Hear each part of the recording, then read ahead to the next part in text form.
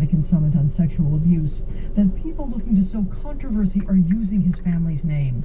He told anyone menacing members of the Catholic clergy to quote-unquote lay off. On reforming the church, Duterte said he's all for priests marrying, but the president's antagonism toward the clergy is legion.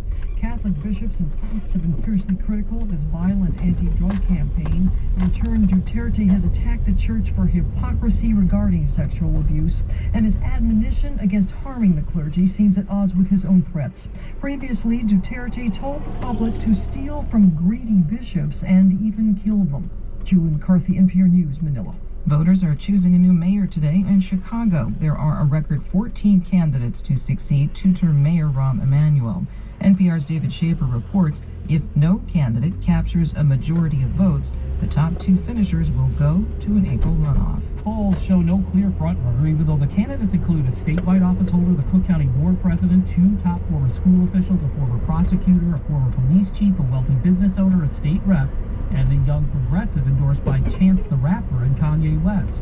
Oh, and there's another Daley running for the office his father and brother held for more than 4 decades. I've never seen an election like this in Chicago. That's veteran political analyst Laura Washington. When you've got 14 people, we have all those different messages out there and all those different constituencies. It gets to be very messy, and I think a lot of voters are really confused and don't know which way to turn. Elections officials say the race could be so tight it may take a couple of days to finalize results. David Shaper, NPR News, Chicago. It's NPR. Support for NPR comes from NPR stations.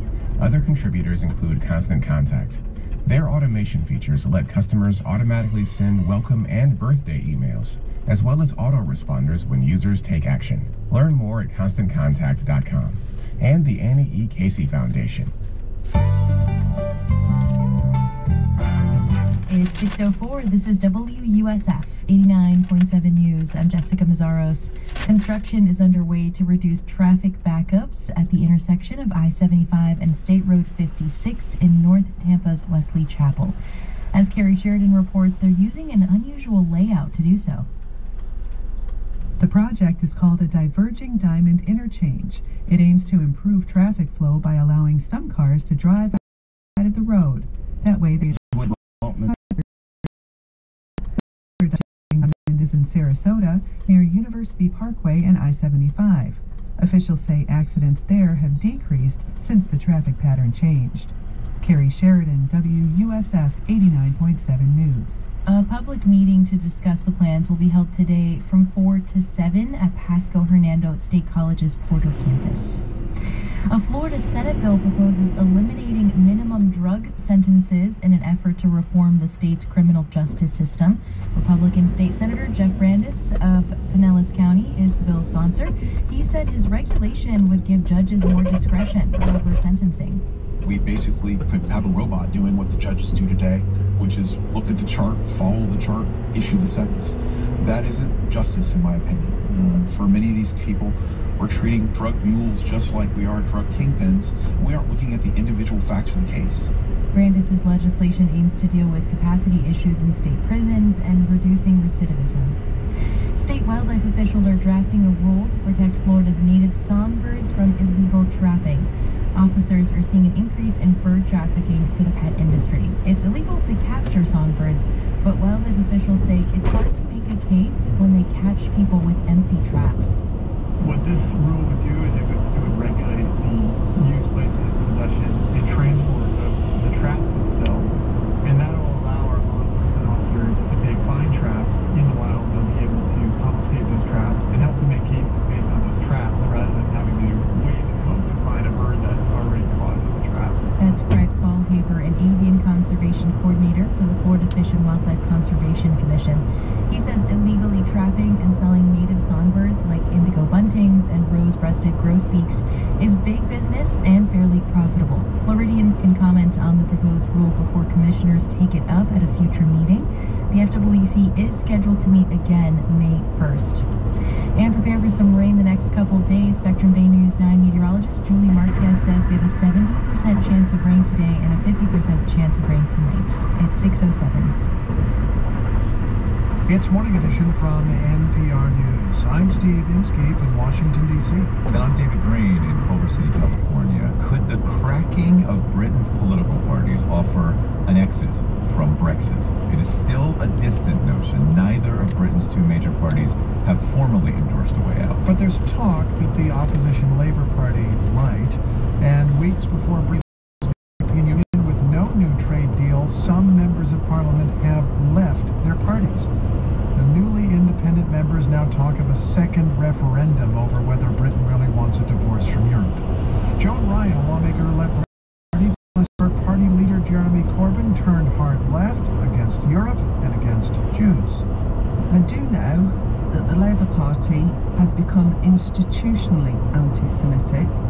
We believe that the hard left have taken over our party, that our leadership is a part of kind of Stalinist politics. It's a different Labour Party than in 1997. That was the year that Ryan was first elected, the same year that Tony Blair became Prime Minister, leading a Labour Party that he had maneuvered toward the center. Blair was in Washington yesterday, and we played the former Prime Minister some of that interview with Joan Ryan. Unfortunately, what she's saying about anti-Semitism in the Labour Party is true, and it's something people like myself have raised over the last 3 years consistently. Really what's happened with the British Labour Party is that a strain of the far left has taken it over in circumstances where, when I was leader, these people were very much on the fringes of the Labour Party, and now the new leadership has really brought them in.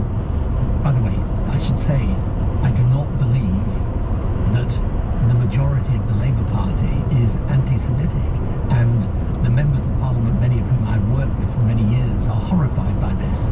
It's just, it has not been gripped and dealt with, and it needs to be gripped and dealt with. So some members of your party have left the party and joined this independent group. Is that the right move? Well, they certainly think it's the right move. What about you? I, have chosen to stay in the Labour Party. So why not try to tear it down and try to build something that seems more credible to you? I think a lot of people in the Labour Party feel, and I sympathise with this, it's our party, we've been in it for, in my case, for over 40 years. We don't feel that we should be forced out of it. But I think what happened with these particular members of Parliament, all of whom I know and like and respect, they just felt enough was enough and they had to go. And then there was some Conservative members of Parliament who've also joined them now. And what's happening in our politics is that the activist base of both main political parties has really changed its nature in the last few years. So the Conservative Party is morphing into a party kind of defined by Brexit almost, a nationalistic party that really is at odds with much of the traditions of one nation conservatism. We must leave regardless. That's the point of view. Yeah, absolutely. I mean, leave at any cost. I mean, they've got major parts of the Conservative Party now saying, well, even if there's no deal, we just go out and tumble out of Europe, and it would obviously be a calamity economically for the country. You've got Conservatives simply dismissing concerns of business about the effects of Brexit, and then on the left, the activist base has been captured by the far left. Look, it's very, very simple. If you leave this vast terrain of ground uninhabited, people are going to move into it. Because for sure, if you have a Brexit-dominated Conservative Party and a far-left Labour Party... Let's think about that for a moment.